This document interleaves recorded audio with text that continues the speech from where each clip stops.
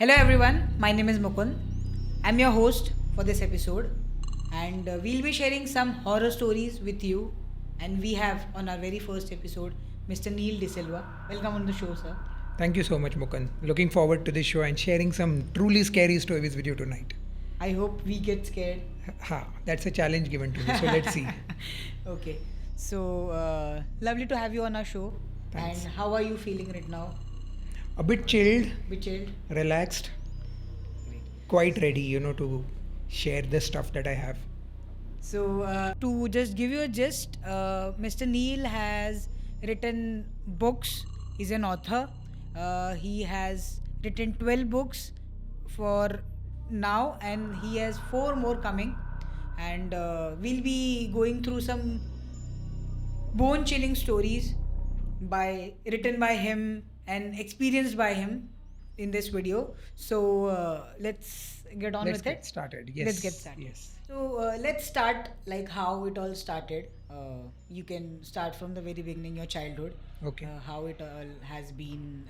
You Yeah. can share stories where all these unimaginable stories come from. Okay. Bone chilling stories. Okay. So we can go with that thing. So how was your childhood? My childhood, now, if you put it like that, it's not easy to say in black and white how my childhood was. I grew up in Mumbai. Hmm. So I was born in 1975, quite way back. So my childhood was mostly in the late 70s and the 80s. And at that time, Mumbai was not like how it is today. Today, Mumbai is completely, like, you can say, chaotic in a good way. Wherever you go, you are never alone in Mumbai now. Correct. But in that period, when the earliest memories that I have of Mumbai was of it being a very secluded, isolated kind of city. At least in the northern suburbs where I was, where my parents had taken their house. So that was Malad. Malad is now a very, very popular suburb of Mumbai. Everyone knows that. It's quite famous. But in those days, Malad was like there would be one house, and then for 500 meters, there would be nothing, no civilization. Then there would be another building or something like that. This was in 75. Yeah, I'm talking about, I don't remember the very earliest things, but this is also what my dad and my mom used to tell me about. Okay. So from Malad to our house, from the station to our house, which was around a 10-minute walking route, so about 1 kilometer, a little more than that. Within that, there were only 3 buildings in the 80s. Just 3 buildings. And our building, which was one of the most popular ones at that time, that was also the largest. It had 7 wings. So there was a big compound. Okay. And almost all of Malad used to stay in that building. This is where I had my childhood, and this is what I'm going to talk to you about. Because a lot of stuff happened. You don't become a horror writer just like that. So a lot of the prose comes from pain, as I say. So, but here it was not that kind of pain as you would imagine. So my house was on the 3rd floor, and though the colony was quite populated, the surroundings were not. And in those times, it was a very silent kind of atmosphere, because today in the houses, we have noises all the time.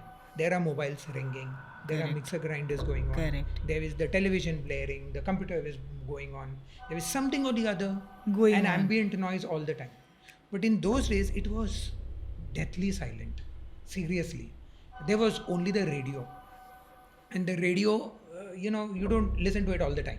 Correct. So otherwise, it was so silent. And I was this child, and my mother used to be there at home most of the time with me, and my grandmother sometimes, my maternal grandmother. My dad used to work till late in the night. I have a brother, but he was very much younger to me, like 6 years younger to me. So he was still a baby when I was in my almost adolescence nearing. Correct.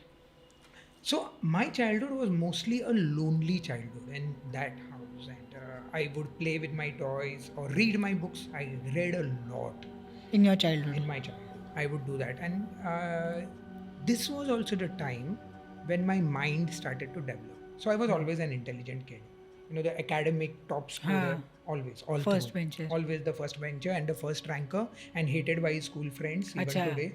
So, so I was that kind of kid.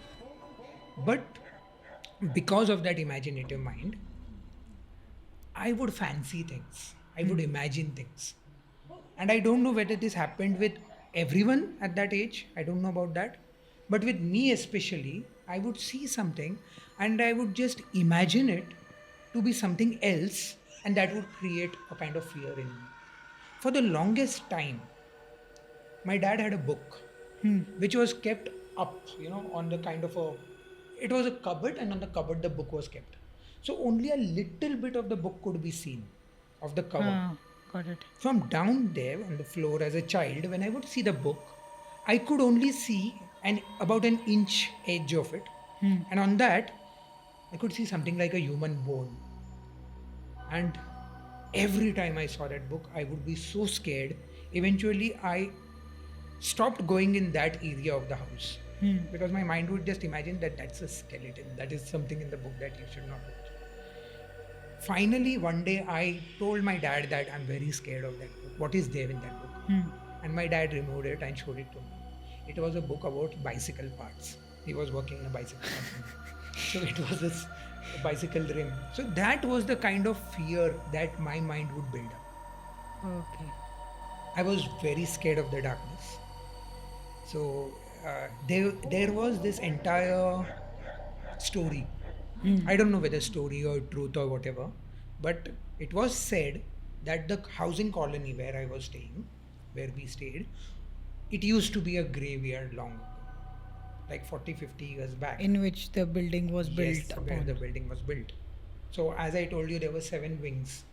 Correct. So the last wing, which we used to call as B1, that wing was supposed to be the place where the graveyard used to be. Okay. That wing was also the last wing of the society. That means where the farthest away from the gate. So the lighting was very bad. And none of us kids, forget kids, none of us, Adults. not even the adults, would cross by that path in the night. It was so scary. We had a curfew time. Those days, again I told you, no mobiles, no nothing. No, correct. So we had a curfew time, like at 7:30, all the children have to be at home. Come what may. Correct. Sunset would happen around 6:30 because summer vacations mostly. And then we would in the darkness just sit in the garden and just talk. And during these talks, we would talk about that last week. That okay, there is Udav ek bhutni hai or something like that. There's a ghost. I saw something. Somebody saw something. That's what kids do, na? They make That's up what things. kids do. So it was all kind of, fun and games. We knew that it is like that. And they would dare each other also. Can you go and show and I'll give you a chocolate or something. So like this, it was fun and games for a while. But when you come back home and now you are alone in that balcony, and from your balcony you can see that same wing and everything is so secluded, that is the time when the fear starts gripping you. Correct. So my bed also at that time, my room was close to the balcony. So the position of the bed was such that I could see that The last building was wing. visible, yeah. I could see the terrace of it. And one night I had a real scare. What happened was, the terrace, I think my eyes opened sometime, it was like 2:30 or 3 in the night. And my gaze directly went on that terrace. And on one end of the terrace, there was something growing. Growing. It was a small patch of white light, I thought like Glowing. growing as well as glowing. Okay. So it was like a white patch, like it looked like a dove, like how a dove is, Yeah, that size. But then it started to glow more and grow in size, bigger. And then I saw, I don't know really whether I saw or it was an illusion, but it took on the shape of a woman. And this was on top of the terrace edge. So, middle of the night, everybody is sound asleep. There was no noise at all, complete darkness. and there is this white glowing image on the top of the terrace, and I'm the only one awake, and this thing starts moving. It starts moving from one end of the terrace edge to the other, and I swear I saw it when I was just about 7 or 8. From that time onwards, the next morning, even the watchman corroborated that there was something white. I mean, I saw a woman walking in the B1 part, the last wing, and I tried to stop her. She would not. Right. So who was that woman? Nobody knows. And from there, the stories became more real.